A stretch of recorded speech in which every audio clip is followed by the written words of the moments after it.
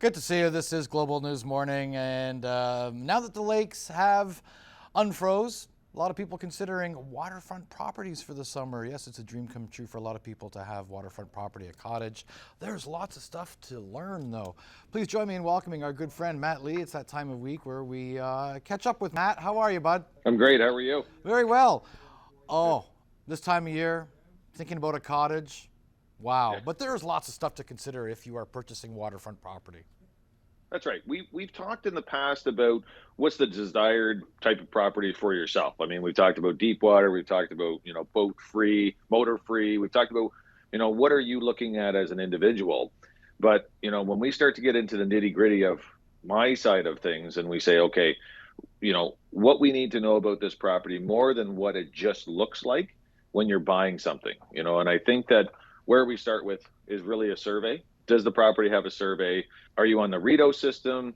Are you on the St. Lawrence? What we really start with is that what is the area that you're in? Because if you are on something like the Rideau system, there might not be allowed as many changes to your waterfront because one, there might be a shoreline allowance, meaning that the Rideau system actually owns the first 10 feet.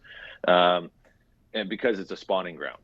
So the fish are going up into the Rideau system, they're going up into the Trent system, they're spawning in these areas, so they don't want anybody touching the areas that would disturb that. St. Lawrence is a little less restrictive. You can do big concrete docks, you can do, with certain permits, change the shoreline a little bit. They actually dredge in certain areas, right? So it's just like there's not as much of that being affected. So, you want to know what you're looking at, and that's where we want to start.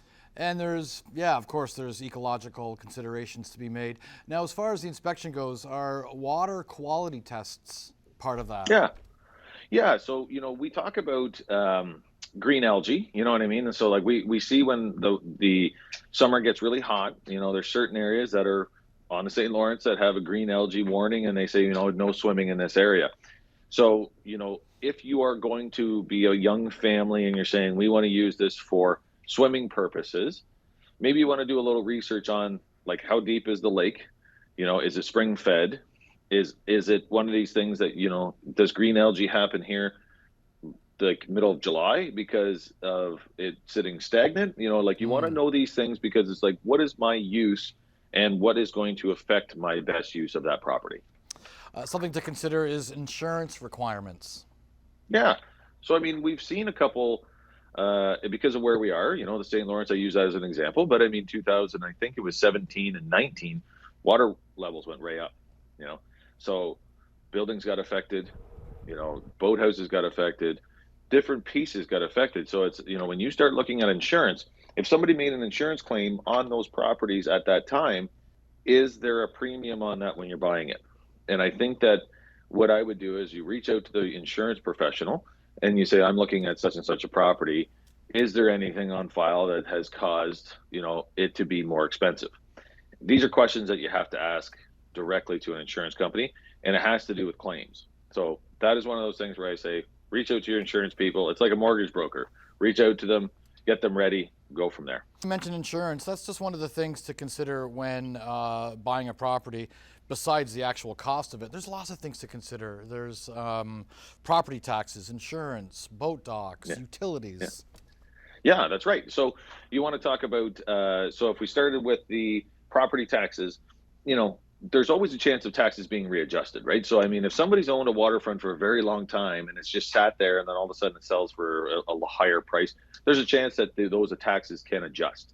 So, you're looking at what the assessed value is compared to what the tax rate is. So you want to keep those in mind, that those could change when you buy. If you're buying something that's very cheap taxes, they might not stay that way. Docks. The docks might be in certain areas, you might have to use non-pressure treated wood. You might have to use floating docks. You might be able to leg them in and have them so that they crank down. You might be able to do concrete docks. But I think that it really depends on the lake, and it depends on where you're doing this. So you need to check into these things for what you're planning on using it for. And then utilities. How old's the septic? is the water being fed from the lake? Are you planning on using this for, is it a shore well?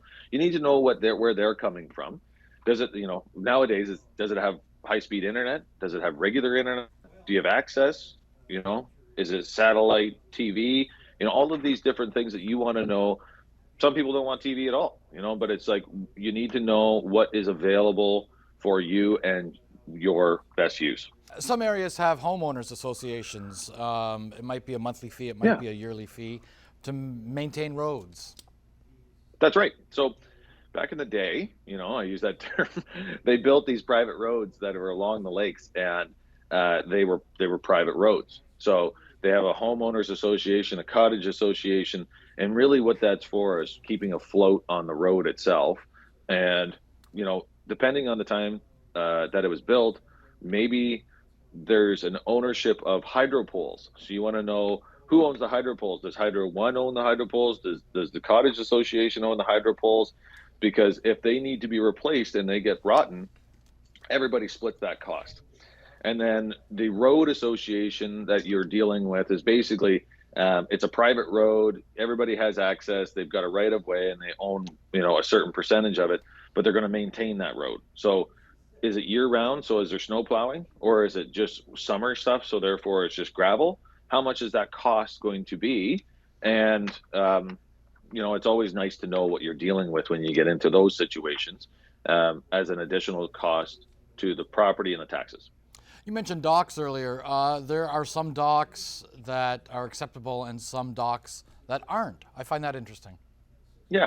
Well, that really just comes down to the lake itself. When we're talking about, like, maybe you can only use non-pressure treated wood, because if you're going through a certain type of area, you might not be allowed to use pressure treated wood because they don't want the chemicals. They might want you using a metal dock. They might not let you put posts into the ground. So you really have to dig into what you're dealing with when you're looking at buying, because maybe they just want it as a floating dock and they're like, yeah, it can float there, but it's got to come out. It's got to be able to be removed and go from there. So I think that it's just all about the regulations, and it can really depend on the lake or the body of water. Let's talk about the water itself. You talk about the water's edge, and also maybe research the shoreline's history. How come? Well, this more has to do with like a Trent Severn waterway or Rideau Canal that we were talking about in the beginning. So what they do is they kind of take pictures along that edge. So if you have changed your waterfront, and say it was really marshy out front and you dug it out and you put in, flat stone so that you can walk in, there's a chance that wasn't allowed. They could come to you and say, we want this changed back to the cattails that were here before, and you do it at your cost, or we're going to do it at our cost and charge you. So, I mean, it's one of these things that you really have to be talking to that body of water, because of those spawning grounds. They want to keep them as natural as possible. So if you're buying something that was changed a very long time ago when it was allowed, then it can stay that way as long as it's maintained. But if it is in a cattail-like setting and you want it to be something different, you better be checking whether you can dredge that or not, because that is something that can be a very large fine. So much stuff to consider, which is why I always said maybe just find a friend with a cottage and see if you can get there for the weekend or for the week. There you go. They just lend it to you. Free of charge. Yeah, totally. I wish. Matt Lee, we thank you so much. Thank you. Take care. Real Estate Tips, brought to you by Matt Lee of Royal LePage.